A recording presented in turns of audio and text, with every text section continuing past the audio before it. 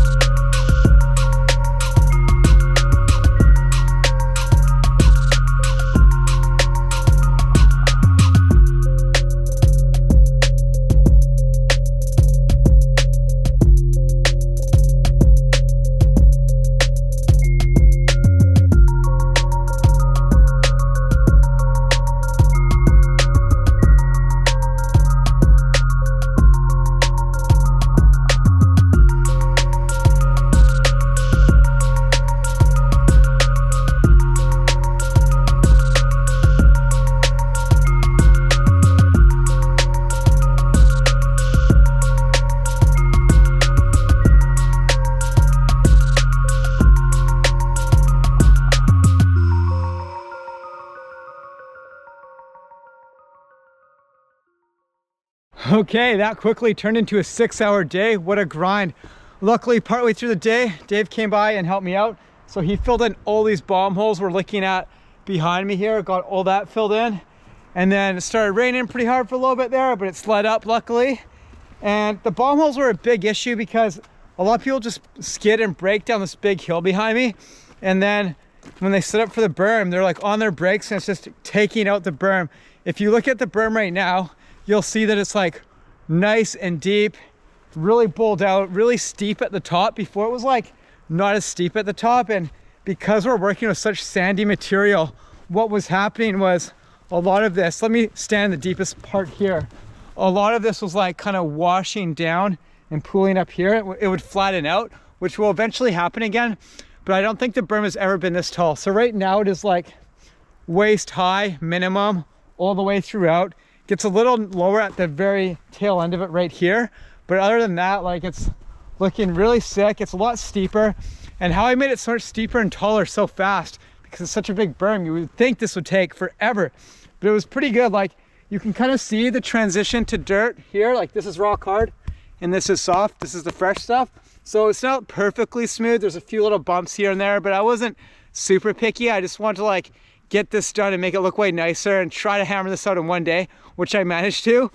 And you can see the original dirt, the hard packed piece, this kind of like tapered out before like that and flattened out. And then the top edge of this wasn't as steep. It actually went way further back. So what I did is I took the pickaxe and I took the lower half of the berm and just picked it. It was pretty rock hard, but once I broke through that initial layer that was a couple inches deep, it was nice and soft.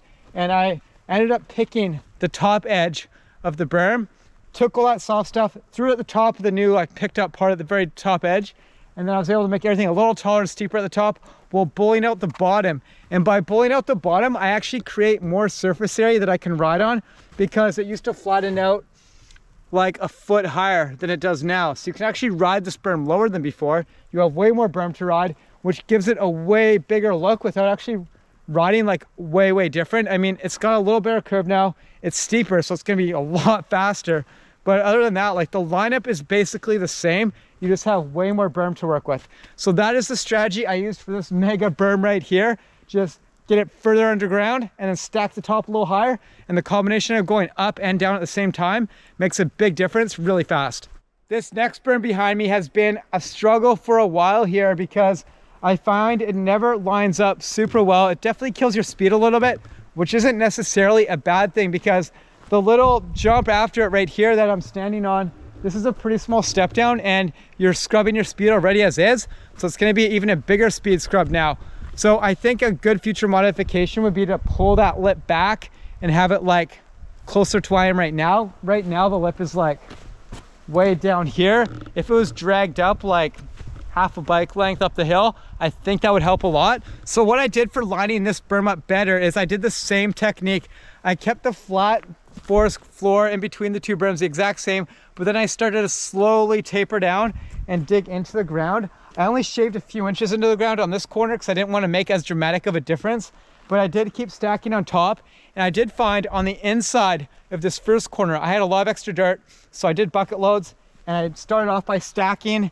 And the first place I stacked was the apex right at this tree, because you always want the apex of your berm to be the highest point of your corner. And that's what I did. I made this the highest point of the corner, kind of worked off each end, and then dug down, stacked up. Same technique as berm number 1 and berm number 2 here. And this one was a lot quicker because it's a much smaller corner, and it turned out really sick. And I cannot wait to ride this. I'm gonna give it a few days to pack in since it's so soft and fresh. And we have rain on the forecast, but it's looking dialed and I am pumped. Look at those corners, beautiful. And that is it for this video, more of a documentation than anything.